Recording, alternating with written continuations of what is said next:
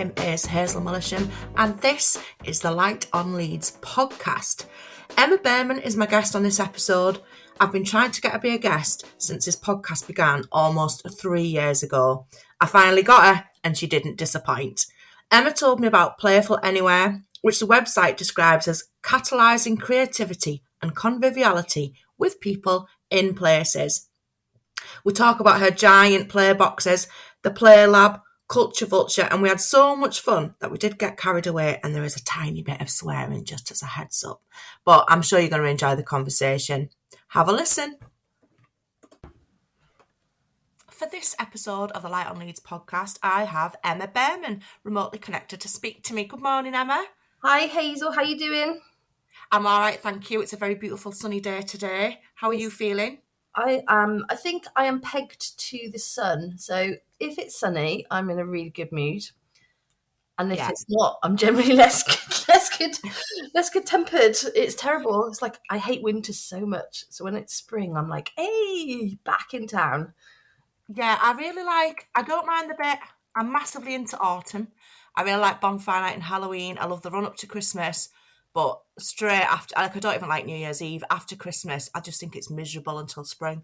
Oh, God, I'm exactly the same. It's just, I'm like, if it's sunny, winter, it is the sun. I need the sun. Yeah. I need light. Why are we living in England? I often ask myself that question. I know, I'm like, I need the sun. Oh. Emma, so I've invited you along to speak to you about a few different things. Since the very beginning of this podcast, I've hoped to have you as a guest, but fate's never turned that way for us both. But finally, you're here. So can I ask you, Emma, about Playful Anywhere? What is it? What was your inspiration? Oh, God. Well, Playful Anywhere has become my life over the last 10 years. So we set it up as Playful Leeds 10 years ago. I had, at that point, been running with Phil Kirby, the Culture Vulture website. Yeah. And I had two very small children, and I was effectively kind of, I suppose, looking at Leeds through their eyes, getting out and about and still doing a lot of Culture Vulture stuff. So going to lots of things in the city centre and roundabout. And my children sort of, I suppose, 2 and 3 or whatever the ages were so playful, and they would kind of find pleasure in pretty much anything, really. So they would love to climb, and they'd take about 20 minutes just to get 10 metres down the road.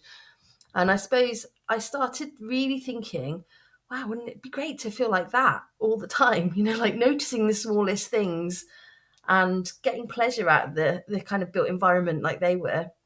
But then I started also thinking, actually, places aren't really designed for people of their height, or people who've got prams or pushchairs, or if not prams and pushchairs, then the kind of things that actually don't make it very enjoyable to try and get in and out of town. You know, the awareness, I suppose, I started to get was that most things aren't designed for people who have other responsibilities, actually. Yeah. And so Playful was a sort of, as much as spirit of exploring how we could be together, getting around, doing things, having an input in as citizens in our city, as much as it was about a sort of child-friendly focus, if that makes sense. Mm-hmm.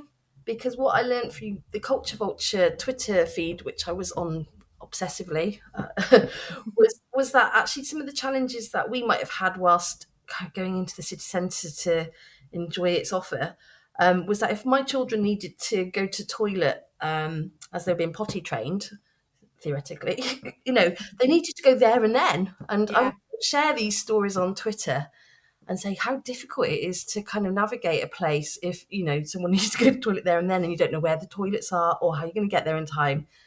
And then people started to say, well, you know, obviously that's not just for children. So if you've got irritable bowel syndrome, or there are other things that kind of people really don't talk about, but it's a similar experience at different ages. It's and that's my own mind was a bit of an eye-opener, because I think it was, for my interest, it wasn't just about children then. It was, well, what would it take for a city to be more enjoyable, I suppose? Yeah. And more designed, I suppose, for different needs. So Playful felt like the approach we could take to explore some of those ideas and questions, and maybe consider how we could put not pressure on people, but to raise awareness, I think, as much as anything.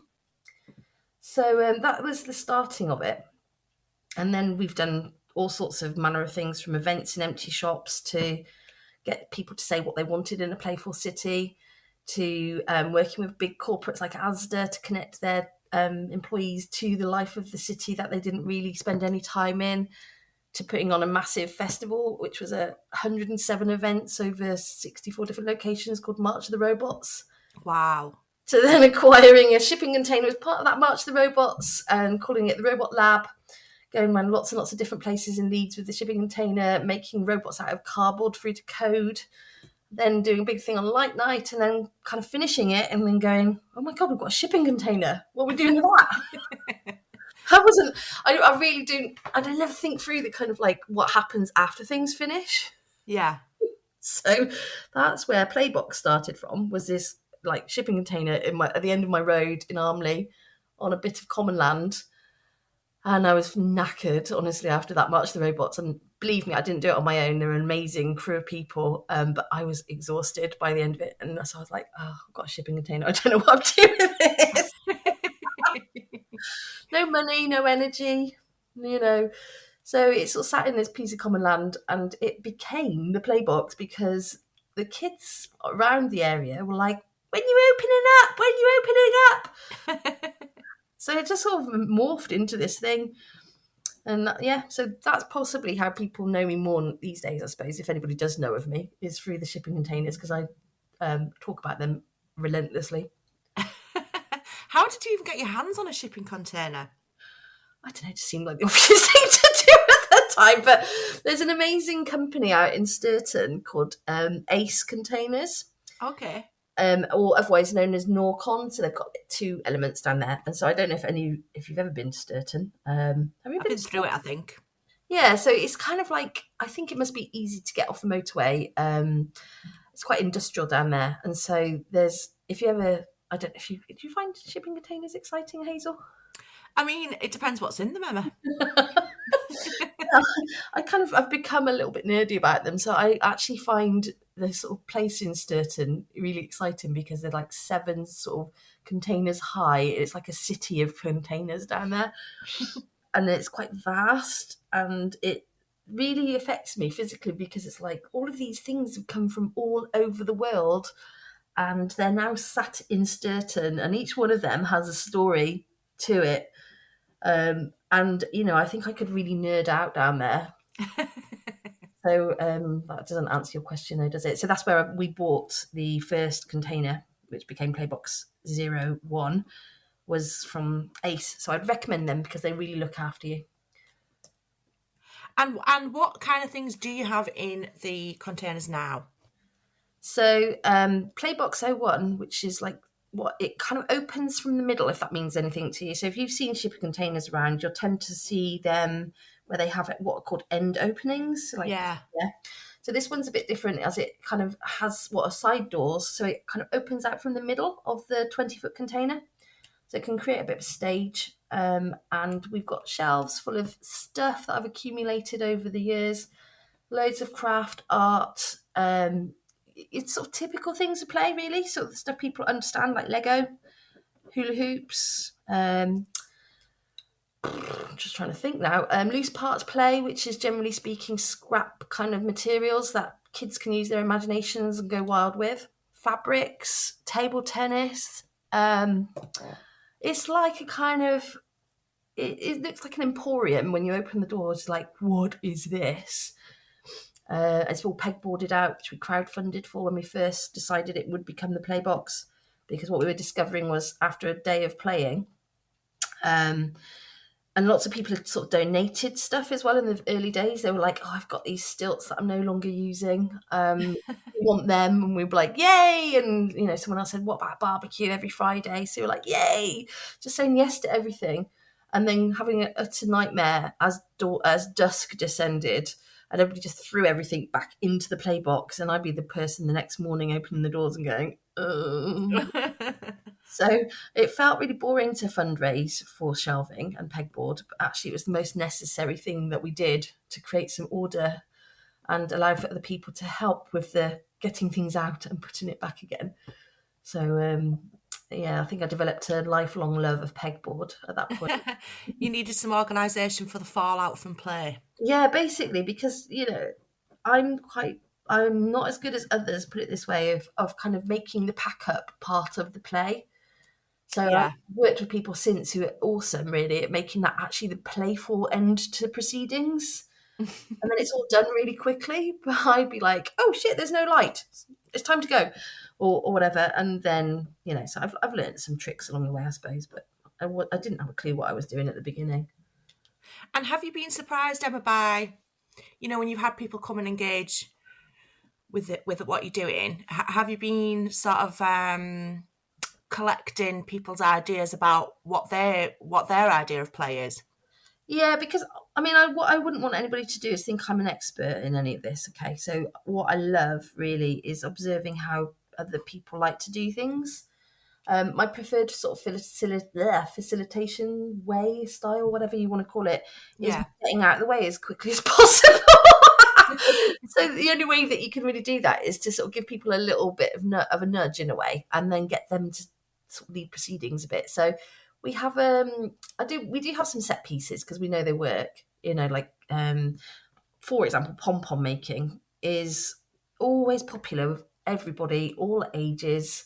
We use these kind of plastic devices for pom-pom making, which, for people who are older, will remember making them out of cardboard. And when I remember that. Yeah, most people they'll go, God, this is so much easier. And it is so much easier. And but people sit there and they're chatting with each other, and it's quite resting and relaxing. And so they're even strangers who've never met each other are sort of sitting quietly, just winding, and they can chat if they want to, don't have to. They get to make something that they can take away with them, which is, kids love that. And it's kind of my dream then is when I always have these particular scissors, which are very specifically pom-pom making scissors because they cut through the wall. And I then say, who's going to look after my scissors? I'm just going to go and get a cup of coffee, or, something which allows me to just sidle off a little bit and go and facilitate something else that's going on. And then I come back maybe an hour later and everybody's sort of showing each other how to do stuff. Oh.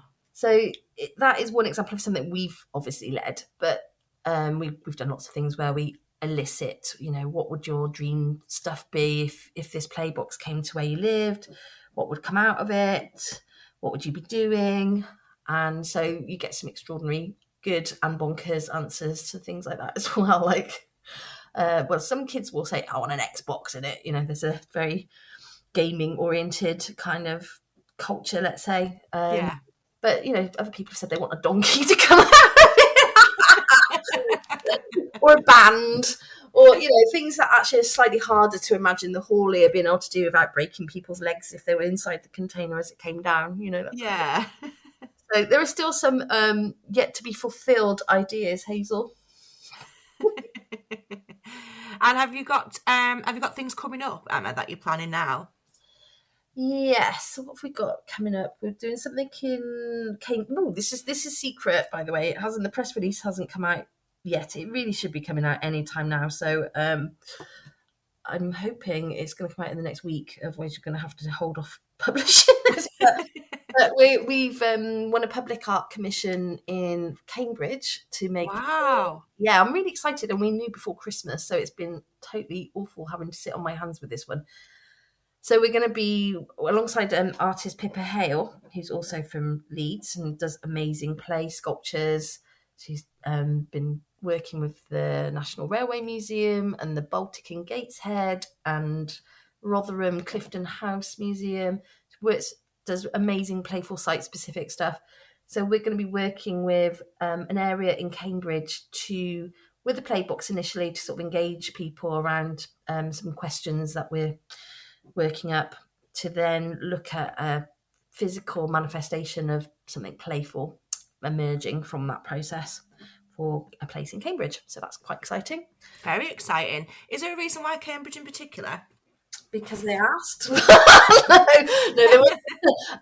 was a public art commission, like a competition. So we won. We won it. So how amazing! yeah, so that's why I'm like, I just want to get on and toot our horn a bit, but obviously we can't, so not yet.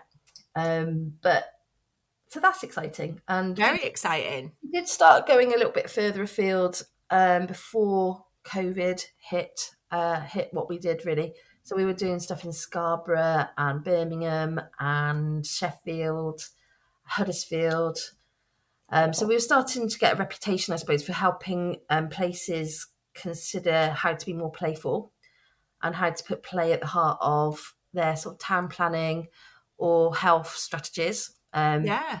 So that was all going great guns.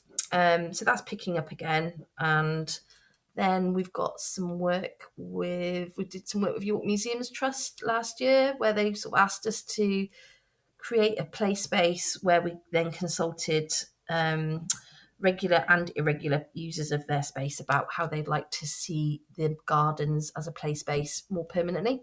Mm-hmm. We're sort of invited back there to do some things this summer as well. And what else have we got on? I've got so it's, how can I discuss? We've been looking for a HQ site for quite some time because we've now got 4 containers. So we think we're getting closer to that reality happening this year. But I'm almost scared to say it's going to happen because life has a funny way, really, of not quite going according to plan. So that if that happens, I'll be extremely happy, because we don't have all our containers in the same place. They're sort of dotted over the sort of different bits of Leeds. And to have a place where we sort of grow and have our ability to invite people down, and sort of the idea there is around people. We start with 4, but we'll hopefully grow our footprint there, and it will be based on people's ideas. So the next container might be based on someone coming up with an awesome concept, and we build it together, kind of scenario. So that will be exciting. And also, I must mention Playlab, which is the third shop unit that we've worked on, which is in the St John's Centre where Jumbo Records used to be. And it is currently home as like a residency for an artist called Ben Gates, who's amazing, who has a setup called Orchestra of Objects, which he creates musical harmonic sound sculptures that are playable out of things like plumbers' supplies or household waste. And he creates these amazing instruments that are just so like beguiling. You just want to go and play them. And he also facilitates outdoor sculptures and sound gardens, and he's utterly awesome. So we're going to be opening the Playlab to public events based on us getting more funding for his time, basically. So that's also very exciting. Very exciting indeed. Lots of great things. It feels Do you feel like it's a bit more difficult for kids to play these days, Emma? I think play streets. So play streets are kind of how we used to play. I don't know about you, Hazel, but I used to grow up on a council estate, or I did grow up on a council estate, where in the 70s, because I'm really old, there weren't as many cars, and we bossed the road. So, Yeah. the kids, any car drivers knew that there would be kids all over the place, playing Kirby, or I used to have I remember a particular toy that I loved so much, which was like, those parasols you get in pubs and they've got these weighted bottoms. Oh, yeah. Yeah, it used to be like one of those weighted bottoms with a tennis ball on a piece of elastic. Oh, yeah. Did you have one of those? Yeah, it had a name. What was it? Was it swing ball? No, because you swing, you sort of hit that with another person and you kind of back it back and forth, don't you? This was actually a solo tennis player's kind of dream, really, that you didn't need another person at the end. I mean, you could. That was No, I've never seen one of those. Oh, I used to spend hours literally just whacking this ball at the road, and it would then bounce back to me. And I used to dream of being Sue Barker. Don't we all? I actually fancied Cliff Richard back in those days as well, which kind of is probably why I thought I should be Sue Barker. Obviously, now with my knowledge of these things, I'm like, why on earth I had a crush on Cliff Richard? Lord only knows. He was very good looking in the films when he was younger. Well, he was, wasn't he? And my mum liked him, and that should have been a warning sign in and of itself, really. But it's better than Leo Sayer, anyway. That's the other person she liked a lot. So, yeah, to answer your question, Hazel, there is proper research and everything out there which says, kids' roaming zones have shrunk in the last 30 to 40 years really considerably. So our freedom to sort of go off and explore and, get into scrapes, fall out of trees, do daring things, etc., has changed massively over, not that long a time at all, really. And I think that we are in different times, obviously, but it's a real shame, that kids don't get to have those experiences where they've got time and space to play without parents helicoptering over them, really. So I don't know if what this generation of kids will have is their sort of like what we got up to kind of stories, really. Yeah, yeah, it is. I'm hesitant to sort of. You don't want to sound like an old person saying, everything was better in my day, dear. But obviously, you compare to your own childhood, and I was the same as you. I grew up on a council estate in County Durham, and in the summer holidays, we were never bored. We went out like first thing in the morning. You didn't come in until your mum shouted of you all for tea. And we used to play Kirby. We used to have huge tournaments. There's a lot of fighting about what the rules were. And but my favourite game, and if you ever played this, was Tin Can Alley. No, tell me more. Oh my gosh, it was so great. So basically, because you could basically just find the rubbish anywhere. So you'd find a tin can, which was always very easy to get your hands on. Then you'd find the ideal thing would be 6 lollipop sticks, but if you couldn't find those, any sticks would do. And you'd sort of lay them up a bit like wickets on the top of it. Yeah. Half of you would be batters and half of you would be fielders, and you'd have a tennis ball.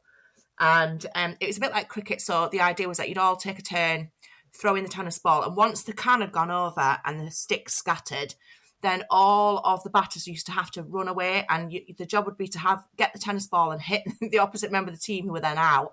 But what they had to do was get the can back up, standing back up, and get the sticks back on top, and then they'd shout Tin Can Alley, and then they'd won. Amazing. I love that. It was great. I really miss playing that game. Do you think we could do like a kind of I think there's quite a lot actually, because when you talk about these kind of games to people who have such amazing memories of them, they're also more empathetic towards kids growing up now as well, because you know how there's this culture really of like no ball games, or Yeah, I hate that. Yeah, and kids make too much noise and they're possibly seen as threatening or intimidating, etc. When you get older people talking about, and I'm not saying you're older, but you know what I mean, of the games that they used to love playing, or the places that they, used to do things in, and then say, what do you think it's like growing up now? I think they actually feel quite sad for the situation that kids are growing up in now, right? And we kind of need that. We need older people to recognise that kids need the same kind of freedom to play, like you're describing. Yeah. And some of that risky stuff as well, because so much has become sort of seen as absolutely dangerous in terms of play. Whereas, one of my favourite questions when someone said, I nearly died, is like, and they have such gleam in their eye as well when you talk about it. It's like, your best memory ever is when you nearly died, right? And it's like, but you didn't, did you? And you're here to tell the story. Yeah, and I think as well, there's this when you talk about, people have this perception of like life is more dangerous, but I don't think it is. I think it's just that we know more about it. And I feel like when we were younger, I know it sounds like a strange thing to say, but when we were younger, if there was like somebody who people thought was a little bit dodgy, then all the kids knew about that person and avoided them. Yeah. Whereas I think nowadays there's this perception that there are more paedophiles than there ever have been, and that kids are in way more danger. But I'm not convinced that that's actually the case. I think, there's if you wanted to go down the sort of research route, there's absolutely reams of research which talks about why this, what the phenomenon are that have actually really, curtailed kids' freedoms to play. And so, the sort of stranger danger stuff, which actually a lot of public campaigning started, I think, in our generation. If you remember the weirdo kind of adverts there were about not getting in someone's car if they gave you sweets and stuff. Yeah, that's right. I remember all of those. Yeah, there's a lot of that frightful kind of stuff that was put out to kind of say, stranger danger and all that stuff. And I think our generation grew up with that a lot, actually. Mine a bit, I think you're right. But also my mum used to say things like, I used to go down to this place called the Meadows, which was like this beautiful river ran near to our council estate. and it had an old disused railway line which had been turned into a bike track and everything. And I'd say, I'm just going down to the meadows, and she'd say, oh yeah, watch out, there's a flasher down there. And if I think about saying that to my kids today, Yeah. just keep an eye out for the flasher. All right. Okay. I was going down to the river on my own as well. I wasn't always like having to go out. I felt much more confident, I guess, just to go and wander and do what I fancied. I had an imaginary horse as well, so probably felt quite safe that I could just get on the horse if I did see a flasher. And being a curious kid, I was probably kind of half intrigued to know what a flasher was as well. Yeah. But all that, it's like, I just think we've changed so much in 40 years of going, oh yeah, it's just a flasher, to like where we are now with it all. It's different, isn't it? I'm like you, I'm not saying that things were better, actually. I think, but our awareness, I think, has made us much more scared of things. Yeah. I think also the other thing I notice is that we're very judgmental of ourselves and others. So I think we possibly fear not doing the right thing, or looking like negligent parents, or not knowing. I just think it's harder. I don't think parents have quite as much pressure put upon them. I could be wrong, right? To have latchkey kids. You just went out to work, didn't you? Mums went out to work. Yeah. That's been a big change. So kids were sort of just expected, I think, to kind of come home, make their own tea. Just to get on with it, really. I mean, I can remember my mum working in the summer holidays, and I mean, we had a great time. We also had an amazing youth club that we used to go to. That must have been great for my mother, to know that we were somewhere and being looked after all day. And there was lots of international students who used to come to volunteer, and we'd go for days out and do sports and art and crafts, and there'd be a big show at the end of the summer holidays, which I don't think things like that happen so much anymore. But that was absolutely brilliant. But also, so I'd be looking after my two younger sisters, and my smallest sister, I'm going to name drop her here, Sophie, this was you. For a while, the only thing she would eat was lettuce and salt, and I was tasked with making sure that everybody was getting fed properly. That was quite a challenge, but I mean, there's things I'll have learned from that. Honestly, I mean, yeah, white bread, cucumber sandwiches. I think so much has changed, hasn't it? It's like nutrition, and awareness of nutrition. Yeah, like salad cream sandwiches. They were a thing. White bread. And then there was this thing called the microwave. God, this is like so embarrassing to think how old I feel as I'm saying it. The advent of the microwave and Finder's crispy pancakes. Oh gosh, yeah. It was a revolution. New freezer, the monthly shop at Asda, freezer food. Oh my God, mad cow disease. I remember my granddad wouldn't eat beef for absolutely, yeah. I mean, I think did the egg thing come first, the salmonella egg thing? Oh God, with Edwina Curry. Yeah, so his diet just got less and less with all of these things that came out. Oh God, yeah. I mean, it definitely feels like light years when you look back and think, it seems like such a different time, doesn't it, to where we are now? Really, I think. But I think for me, the whole going back to why we do what we do with play is everybody needs it. I do believe it's like a human right, and there are, for children, there is a sort of enshrinement in UN legislation, which is children have the right to play. Now, this is where I get a bit political. Our English government, at least, don't really uphold this in law. So it means that there's barely any money that goes into the sector. There used to be a thriving kind of amount of money before this government, which was under Labour, where they put lots and lots and lots of money into Play England, who then distributed it. And so you'll have adventure playgrounds and play schemes and youth workers and all sorts of things which are absolutely essential, really, for the sort of ecosystem of making playful lives for kids, from the earliest years, and Sure Start centres and what have you. And that's all been completely cut to the bone. And the sort of onus is therefore put on local authorities, but it's not statutory for them to have to do sort of play, really. So if you're lucky, like in Leeds, we have what's called child-friendly aspirations to be a child-friendly city. But not all cities do that. They don't have to do it.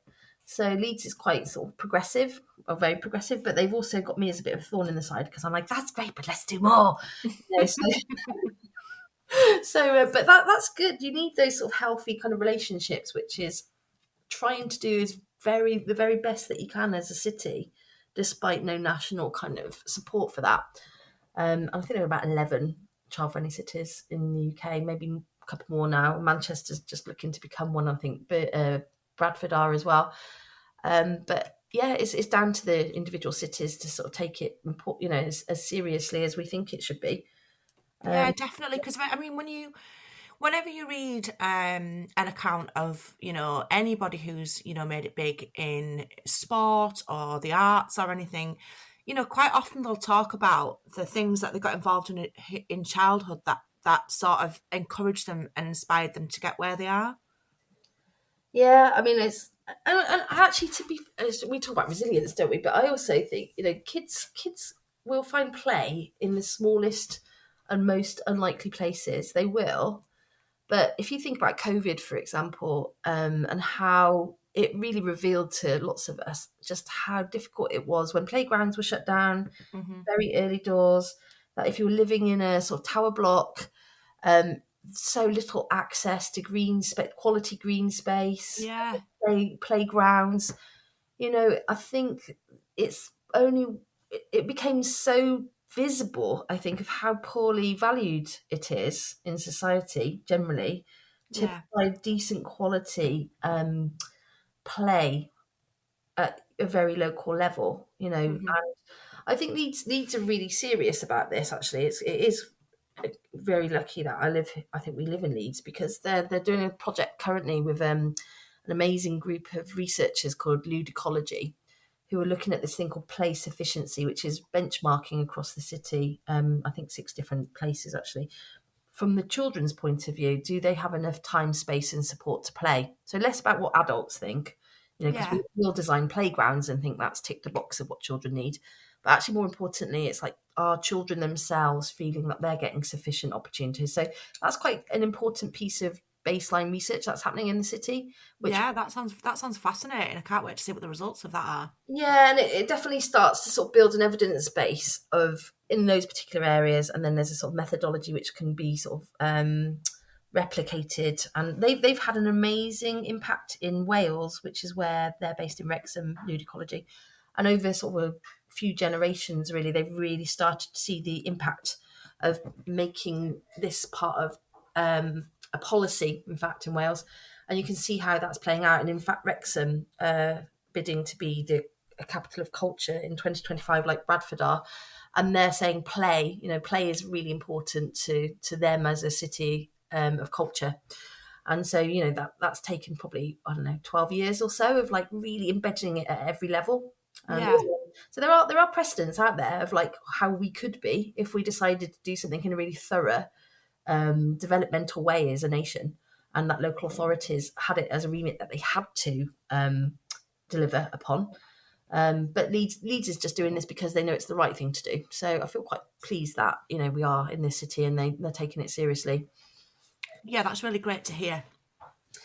Yeah, and sometimes you kind of think, well, actually, it's not as culturally the norm. I would love to see more evidence of playfulness in everywhere you go, like in building hoardings, in bus stops, in doctor surgeries, in dentists. So the kind of work will never be done, really, as far as I'm concerned. That there should be big swings just everywhere, which afford people with big bums or who are in wheelchair. It should be like Yeah, anybody should be able to kind of know that play matters in a place, and it sometimes needs a visible articulation of that, if that makes sense. Not just assume that we all know this is a playful place. So I guess I'm always going to be the thorn in the side of any place, because I'm not going to be happy until it's happening everywhere. you're the perfect person. I don't know. I can be really irritating, And I think. during lockdown, you actually had a player box on Brigade just as things were beginning to ease. I imagine that people were very excited to be able to get to be involved with that. Yeah, it was really lovely to be asked back. It was May last year, and it was after the sort of first kind of easing back of coming back into public spaces. So there was still quite a lot of COVID restrictions in place about bubbles and not touching things, etc. So it was It was beautiful though to be in the heart of the city with our yellow play box, which was our second one, which was started off as its life as a sort of toy box and toy recycling, and then it's sort of more of a beach box inside currently. And Brigitte, for those who imagine your listeners mostly will know Brigitte. If you have people further afield, Brigitte's like the main commercial kind of street in Leeds where it's got all the big brands and has the highest footfall. And obviously during COVID was quite a lot quieter. So the city centre management booked us to come and sort of, welcome families back into town, really. And it was amazing. It was lovely. We're right down by where Debenhams used to be, in the heart of it. And people would spend, they'd walk past thinking they might be. So not everybody came because they knew we were going to be there. So we do a lot of stuff which actually people just aren't expecting, I guess. Yeah. So you've got people like families who will go, oh, I'll just be here 5 minutes. We're on our way to get some food or shopping or whatever. And then they'll find themselves there sort of 2 or 3 hours later wondering what on earth has happened. That's my favourite thing, really. Is like, haha, we've kind of, it's almost like you're creating this bizarre bubble, like a Truman Show style kind of bubble of sanctuary in the middle of a really, really busy shopping street, which is ostensibly about spending money. And I guess our sort of slightly disruptive thing is to say, you can chalk on this land, it's your public space, you can play here, we're not going to extract any information out of you. You don't have to spend any money. It's this kind of thing that people aren't really expecting in the middle of a busy sort of shopping environment. And I think just seeing people relax is one of my favourite things ever. It's just that sense of people's shoulders just dropping a little bit. Yeah. And not feeling judged. It's like, this is a place you can just unfold a little bit. Yeah, just be able to relax and just have fun. Yeah, totally. I mean, the fun goes without saying, but I sometimes have a lot of empathy for other parents who are just feeling frazzled or harassed or short of ideas, to kind of let them relax a bit as much as the kids play. And then the wonderful thing is when you see that after they've recognised that they're not there to perform, because I think people fear that you're going to drag them into something kind of like secret thing that suddenly they're going to have to perform in some way. Yeah. It's like some people just pick up the hula hoops and then, the adults are playing with the hula hoops or getting down on their hands and knees. And in that case, we had to make sure people didn't jostle about too much and bump into each other. So it's quite light touch, the activities, really. We did a lot of hula hooping and chalking, and that was sort of the main. Oh, and a monster hunt around Leeds. So this monsters had escaped our play box, and you could see vinyls of them all around different shops, independents, really, to get people kind of going off on a trail and to reconnect them with the independent offer in the city. So that was also lovely. Yeah, what a great idea. It was lovely, yes. I want to do more of that. And you were also, you were part of Digital Access West Yorkshire. Can you explain a little bit about what you were doing there? Yeah, so a lot of our projects we Playful will effectively start with doing things kids love doing. So whether that's using Minecraft or, one year we just did nothing but slime. But technology is quite often a part of that. So it might be YouTube or making content. And we'd done a program called YouTube Makers Club, which was acknowledging that a certain age group of kids, let's say between 9 and 13, wanted to make content, but their parents weren't really sure if it was a good idea, and they didn't want them to, have risk on the internet. Yeah. Or turn into horrible little influencers who just wanted to make unboxing videos. So we spend their life unboxing things. Yeah, so we were like, oh, we love making stuff, so we're really keen on kids and adults, let's be honest, but feeling able to make things and create things. So we were like, well, let's do the making and creating, but let's help kids learn how to stay safe on the internet, make content as a team. So like for the older listener, it was a bit like Why Don't You Club. Oh, I used to love that. Yeah, so it was that sense of like, you kids make your content, we're just going to help you with some sort of like guardrails around it, and you're going to make instructables and things that are contemporary to them now, Anyway, so we had some funding from Inclusive Growth to make sure that it was affordable or free for those that couldn't afford it. as well as affordable. For those that could pay, they could pay, but we did it very discreetly. So we've always had a good knowledge from March the Robots onwards, really, I suppose, that the inequalities in any city will mean that not everybody has best connectivity to the internet or devices, etc.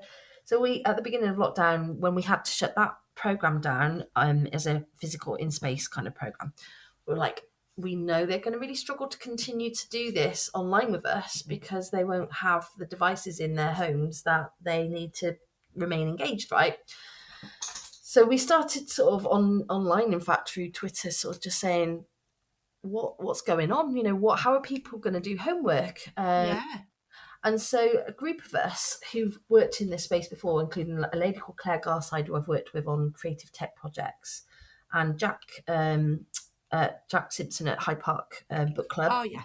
and Ben McKenna, who runs something called Solidaritech, which is amazing, over in Bradford, which is for technology to be refurbed, redistributed to migrants and asylum seekers.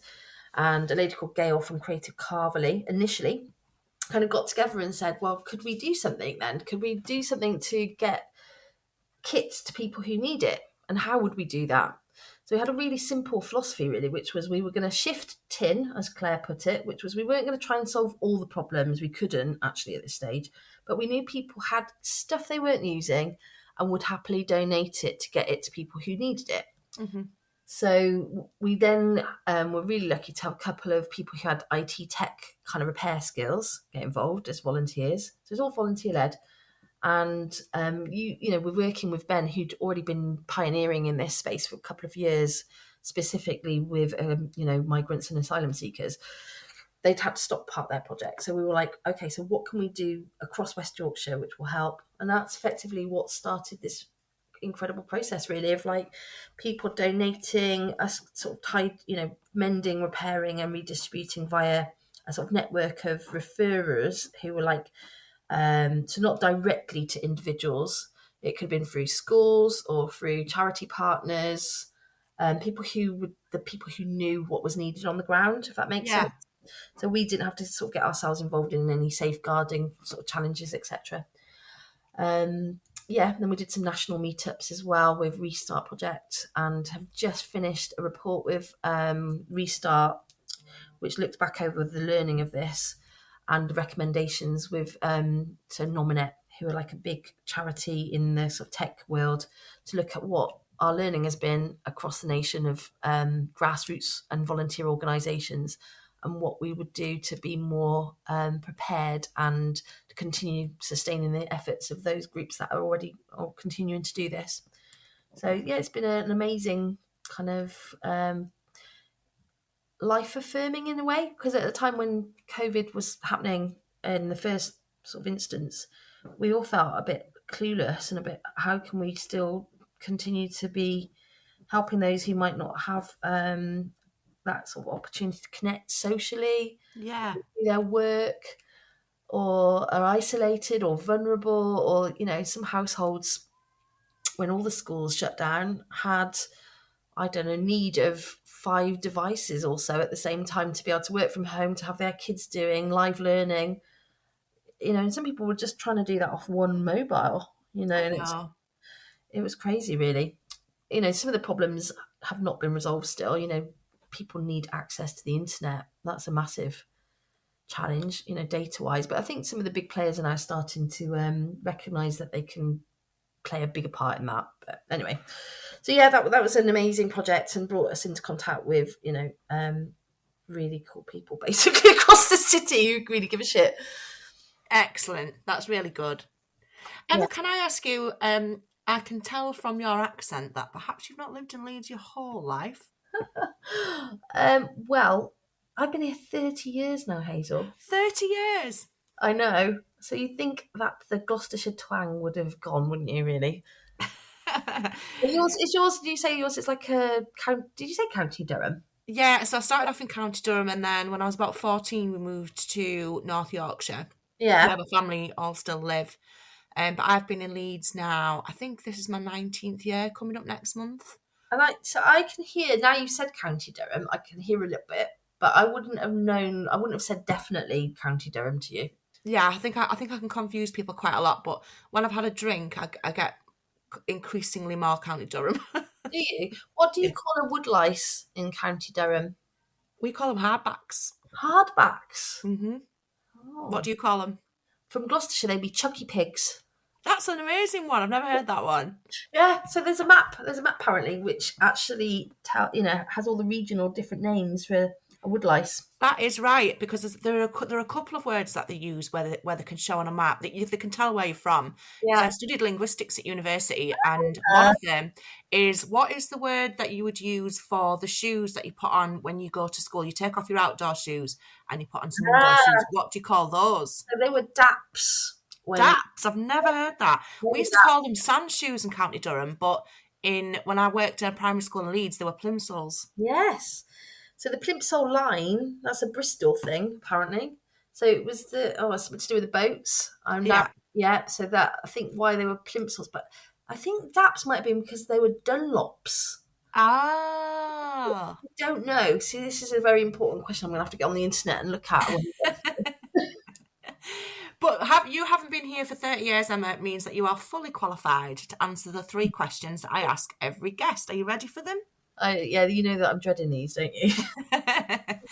You can have as many answers as you want as well, because I know it's not easy. Thank But you. the first one would be, what would you say is great about the city of Leeds?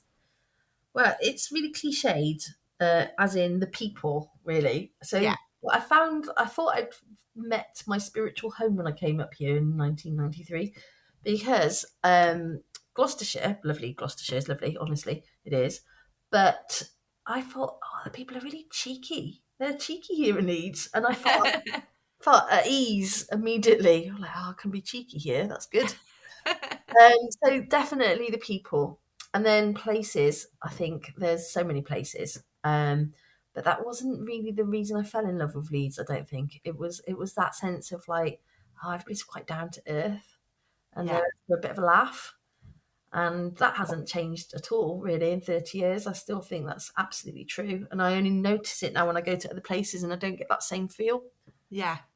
That's a great answer. Yeah. And if you had to choose something that was not so great, what would you go for? This is why I don't like this question, because I can put myself into hot water. I think it historically has been a little bit too commercial and favours money over. Commerce is really, really super important to this city, which is important, and I understand why. But I think sometimes it's dictated a lot of decision making sort of processes, and sometimes at the loss of other things that I think are as equally important. But I think things are changing on that score, actually. But and I think maybe a little bit conservative in attitude at times with a small c, like because it doesn't do stupidly daring things as a city. So I mean, I don't know if that's true. Let me see. But the things I think are stupidly daring aren't happening anyway. So, well, you'll no doubt change that. I've tried. It's just not going to happen, really. So I think that kind of, in some ways, it's like incremental change happens and it's good. But sometimes I just want something really bonkers to happen. Yeah. But maybe it's just my perception, you see, and that's why I'm a bit hesitant to say it, because maybe you think stupidly bonkers, audacious things manifest themselves all over Leeds, and I'm not paying attention to them. I think I'm in a good position just because of the podcast. I've just spoken to so many different people who are doing all sorts of different things. For me, I feel like there's always something going on, which is great for me in the podcast, because when I started 2 years ago, I thought I would run out of things to talk about, but I never do, because it never stops, and it's always, things are always growing and new things are happening, and that's particularly why I'm drawn to the city. I love it. I feel like there's something for everyone, and I'm not everyone, so I'm sure some people could tell me there's nothing for them, but yeah, I feel like there's lots of great things going on, but I'm not sure I can kind of see what you're saying, I and I suppose think what I'm saying isn't that. Yes, I completely agree with you. I mean, like the people that make stuff happen in this city are phenomenal. Okay, so that is the sort of. If I don't say that, it would be remiss of me. But I want to see like things in the city centre that just make me go, what? yeah, Like, and obviously from a play perspective, you know. But maybe we're just that. Maybe that's just me going against the grain in a way. Do you know what I mean? It's like, yeah. oh, I think maybe, it's always good to be looking out for more things. yeah, I suppose things like the international swimming pool, which were amazing in the city centre. I'd love Yeah. to see like things which you just wouldn't expect, like a water park, Yeah, or I feel like we really miss out on that in Leeds. Actually, that is a thing that we do miss, and especially because we're not by the seaside, so yeah, that's one of the only things I don't like about the sea. yeah. And I suppose it's that when I say stupidly bonkers things, it's not like that there aren't amazing people doing awesome stuff across the city, but Yeah. sometimes I want something that makes you go, "What is that?" And it's kind of like, and that may be just unrealistic, I think. But yeah, water park would be amazing, Gosh, it would, yeah. Yeah, wouldn't it? I mean, I'm up for anything that makes me look at it and go, what the hell is that? That's unbelievable. Yes. So Yeah. maybe, I mean, maybe with Leeds 2023 and other things that are happening, maybe some of that will emerge as well. And maybe I'm just like, I suppose, never satisfied in a way. And so all those Yeah, but that's amazing good. things. It's good that you're never satisfied because it keeps you going, and that's great for the city. That's brilliant. I'm conscious that actually, I think you're absolutely right. That thing of going, you can be satisfied though when you actually look at the people that are manifesting awesome stuff. It doesn't. It's not. I really don't want that to come across as I don't think. Oh, no, of course not. I just want bonkers stuff in the city centre. That's probably Yeah, it. I think that's absolutely fine. I'm Yeah. behind bonkers stuff in the city centre. Yes. And if you were speaking to somebody who'd been a resident of Leeds for a very long time, would you be able to tell them about something that you would consider to be a hidden gem that they might never have heard of? Other than Armley. I mean, Armley has a brilliant new playground, by the way, if I'm going to plug Oh, any. has it? Yes. So the Friends of Armley Park have made an amazing playground, and it has a zip wire, and that's Oh, I literally. love a zip wire. Yeah, so that's opening this week. So there's something bonkers going on actually. That's wonderful. But I think so Armley, I'm still like I love so much, even though I've moved to Pudsey. But one of my personal favourite places, which just speaks to my loves of things, I think, is I love going to Sunnybank Mills in Farsley. Have you ever been there? Do you know, I interviewed Colin Griffiths from there, and I went for the first time. I actually saw I think you had a picture. I don't know if it was on Instagram or Twitter, and I saw your picture, and I was like, oh, I've been meaning to go there for ages. So me and my friend Jamie, we neither of us drive. We didn't know where. I had no idea how far it was. It took us like an hour to get there on the bus, but we got there, and it was brilliant, and I really loved it. I thought it was fantastic. Yeah, it's so lovely, and the people who own it have done such a great job of turning it into like a really creative, arty, welcoming place. I don't know what your experience was, but I just love it, and I love the art gallery in there. And so Yeah. the art gallery, you can go and buy gorgeous stuff, which is made by very gifted artists and what have you. And you can also have a cup of tea or coffee and some cake, and then they've got really kind of sumptuous chairs, and I sometimes sit there and pretend it's actually my house, and I don't have to do the clearing or actually the dusting, because actually when I look at it from that point of view, I'm like, God, thank God I don't have to do that here. But I think it's just tranquil, and I love being surrounded by things that people have made and are really, brilliant craftspeople. And so I would recommend Sunnybank Mills. There's much more to it than just the mill gallery. There's also like Scrap, which is, I don't know if you've ever been to Scrap. It's Yeah, like, that's what we went to visit. I'd spoken to Colin from Scrap, and that's what inspired me to go. And I was not disappointed. what did you think? Oh God, I could have just spent hours in there. Just fascinating, all sorts of all crazy things, and how brilliant it is that all that stuff's just been saved from landfill. Yes. And then Colin was telling me about how they set up little sort of scrap areas in schools, and they have like sort of inner tubes from things and material and sparkly things, all sorts of great stuff. Yeah, I thought it was brilliant. Yeah, I mean, Scrap is like when my kids go there, because they used to go a lot when they were younger as well, so they still think it's like their hotel. I think they think. it's got that memory for them as well. But it's like your eyes are on sticks when you go in there. It's like I can't actually take it all in, if you know what I mean. There's so much Yeah. stuff in there, and it's so beautifully organised. So that's awesome. And then there's really, really nice sort of new bookshop called Truman Books, which is on the same high street as Sunnybank Mills, and that's wonderful. And you kind of do get this. I mean, I suppose growing up on a council estate, I definitely kind of clamour for this kind of middle class kind of like cafe culture. And so it's like I feel like I'm growing up a middle class when I go to. And why not? Yes, there you go. So yeah, that's the place I'd recommend people go to, and maybe not on the number 6. Yeah, maybe the number 16 bus is the way to see Leeds, but Well, I mean, I never mind going on the bus because you get to see, if you go somewhere directly in a car, not that I've got one, but when I had somebody with me who did, yeah, you sort of miss out on quite a lot. And I know it can be, a long trawl. And to be honest, the bus system in Leeds is not the best, but we won't go there. yeah.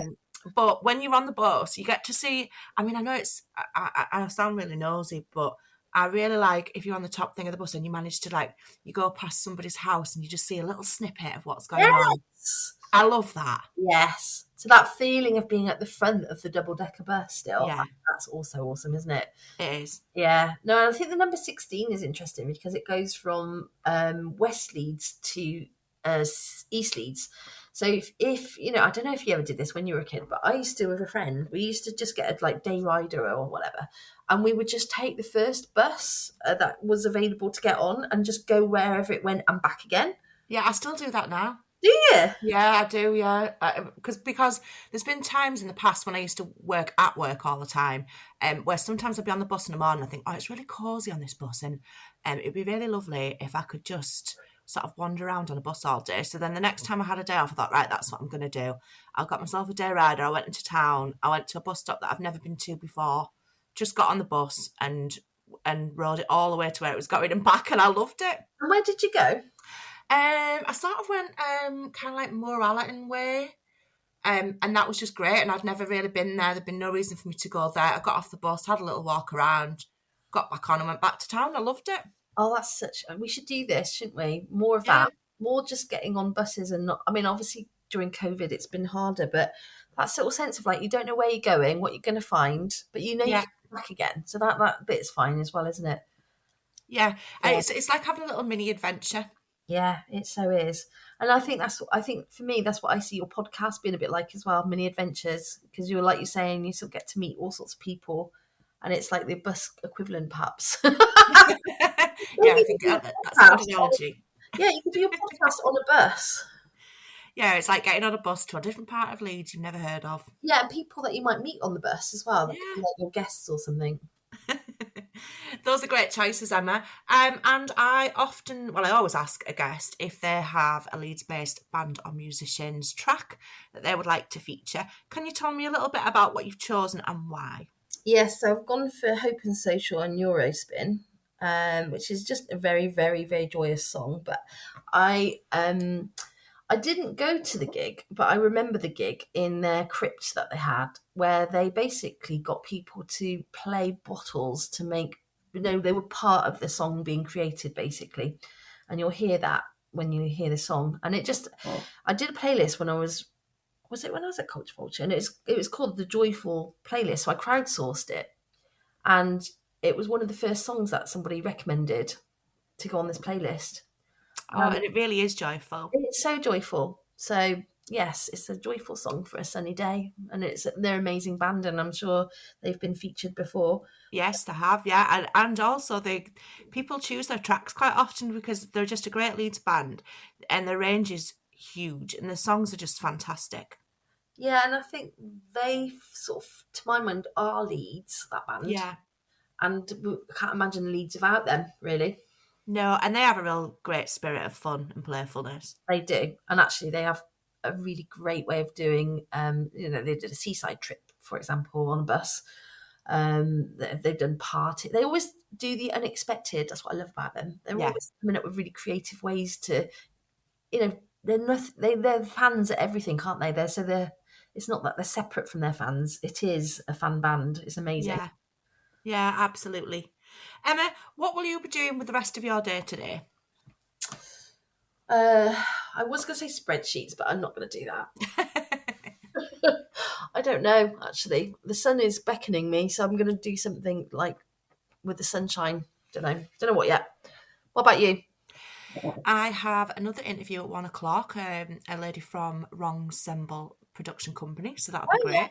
Yeah. And then I am like you. I can see the sun streaming, and I'm like, oh, I need to go out and do something. So I did toy with, I could tidy up my garden, but I know I'm not going to do that. But I'm probably going to walk to. I'm really lucky. I live near Crossflats Park that stretches the whole of Beeston. Oh wow! So I'm going to have a little wander into the park, and I've got a book that I'm reading, and I think I'm going to finish reading it in there just so I can get some sunshine on my face. That sounds lush. Yeah, I mean, I hope I do that. I feel like I have to now. I think you want to look at the map of what we call sand shoes and yes, and that. But yeah, I think it's a luxury of being. I think a luxury and a curse of being a self-employed person is that sometimes you have to be a good boss to yourself and say, do you know what? I think you can have the afternoon to do something you fancy. Yeah. Otherwise it never happens and you just keep working and then, don't enjoy the sunshine. So what's the point if you don't? Yeah. Yes. So and also you got to get out there and grab the sunshine while you can, as we've previously discussed in this country. My face is kind of like ghostly white, really. So I need some vitamin D, really. Thank you, Hazel. It's been so lovely chatting with you. Thank you. I knew that you would be a great guest, and I'm so glad that we finally got together. I feel slightly embarrassed that the world's going to know about the fact I had a crush on Cliff Richard, but I suppose... I think that's absolutely fine. And actually, I can't remember where I read this. I read somewhere that there was a woman who lived in Beeston. This must have been before he sort of got to grips with his sexuality, but he was actually going out with a woman from Beeston for quite a while, and she used to come and visit him. He'd go to the Beeston Ballroom, which is now Working Man's Club. I can't remember where I read that, but it's definitely in my head. So yeah, I always think about Beeston when I think about Cliff Richard. Nice, I did not know that. There we go. Well, there you go. It could have been you.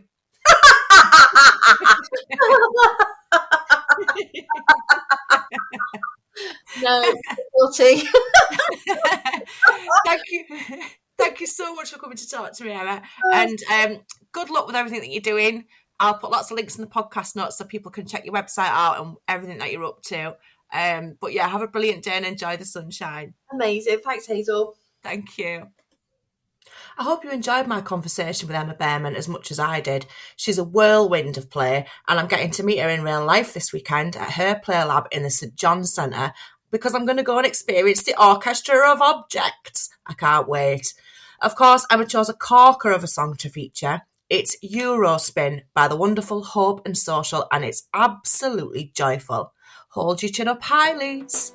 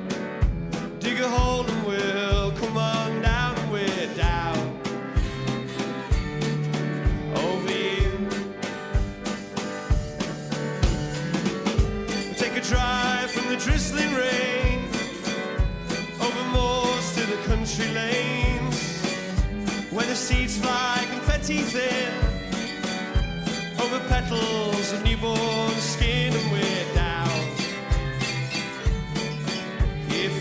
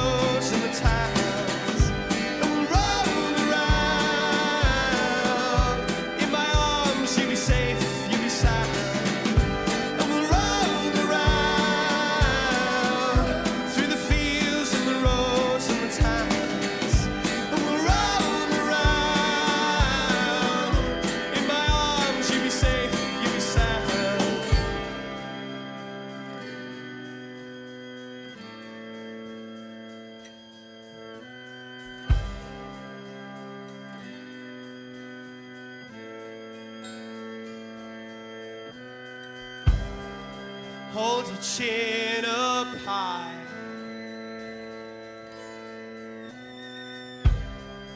Hold your chin up high.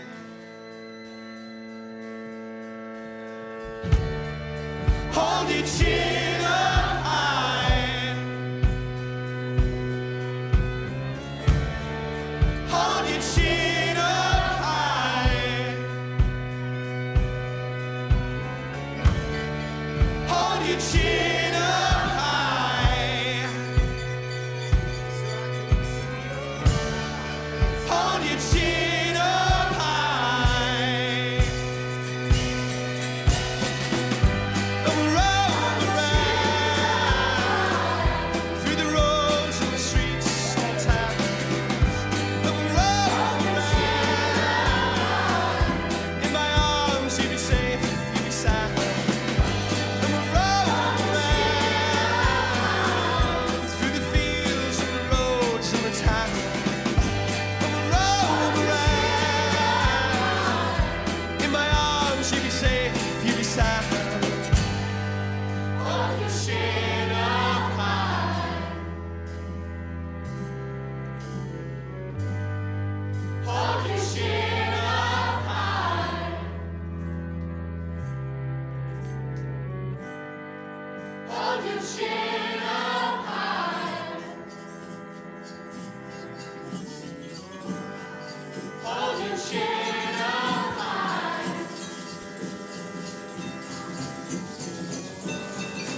Hold your chin